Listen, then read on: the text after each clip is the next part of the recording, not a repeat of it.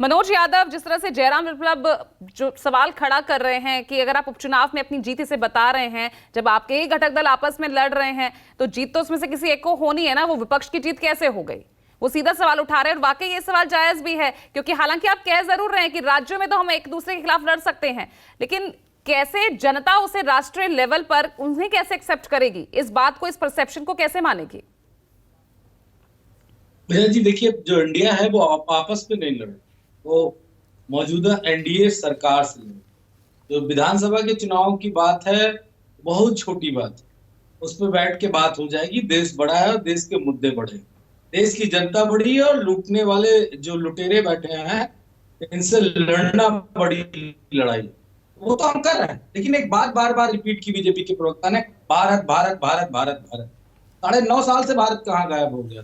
India के नाम से लूट लिया देश को, चाहे वो मेक इन इंडिया हो, चाहे स्किल इंडिया हो, चाहे डेवलप इंडिया हो, इंडिया वोट पार हो, जीतेगा इंडिया, जितने भी इंडिया बनाया सब लूट लिया। तो अब उस इंडिया को छुपाने के लिए भारत भारत चिल्लाया जा रहा है। क्यों?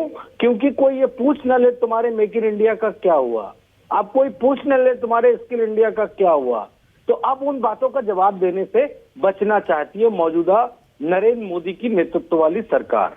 लेकिन एक बात बीजेपी के लोगों को याद रखनी पड़ेगी, ये भारत है, ये इंडिया है, यहाँ के लोग सब जानते हैं।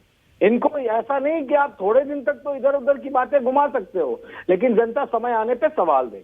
अभी जो उपचुनाव हुए हैं 7, उसका नतीजा ये बात की पुष्टि करता है। हम बड़े खुश नहीं है, बड़े उत्साहित नहीं है कि नहीं हम 7 सीट जीत गए तो हम 2024 का लोकसभा का चुनाव जीत जाएंगे। लेकिन इंडिकेट कर दिया भारत की जनता ने, पूरब से पश्चिम, उत्तर से दक्षिण, और चाहे त्रिपुरा हो, चाहे पश्चिम बंगाल हो, हर स्टेट में ये स्पष्ट कर दिया पूजा जी कि कहीं ना कहीं इस देश की जनता अब इस सरकार से सवाल पूछना चाहती है। और अगर सवाल का जवाब बीजेपी नहीं दे पाई, मुद्दों से भटकाने का काम किया, तो मैं आपको दावे से कह रहा हूं कि हार होगी तो होगी, लेकिन मुद्दों से भटकाया तो बहुत बड़ी हार बीजेपी की होने जा रही है।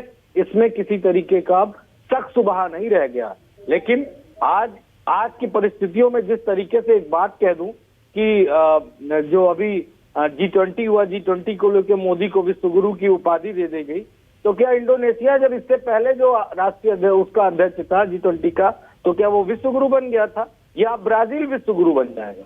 इन बातों को देश को हमें बताना है, और बीजेपी के लोग इन्हीं बातों को घुमाना चाहते हैं, इन्हीं बातों को छुपाना चाहते हैं। और ये बातें जनता अब जानना चाहती है कि नरेंद्र मोदी की हकीकत क्या है, फसाना क्या है, झूठ क्या है, और पूरे देश को बताना क्या है। ये सारी बातें जनता स्पष्ट रूप से जान चुकी है, और जो बचा है इंडिया उसको जरूर पूजा जी बताएगा।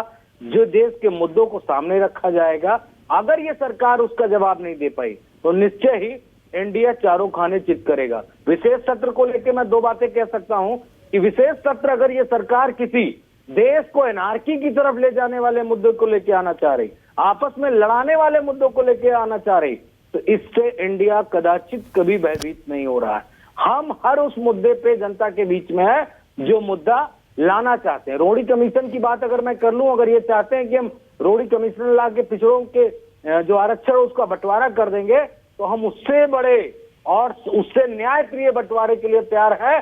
जाति जनगणना होगी और सबको सबका हक मिलेगा। अगर कोई रह गई है, किसी के साथ अन्याय हो गया है, किसी को कम मिला है, तो वो भी मिलेगा। लेकिन नरेंद्र मोदी अब देश के प्रधानमंत्री नहीं रहेंगे। जी ठीक है।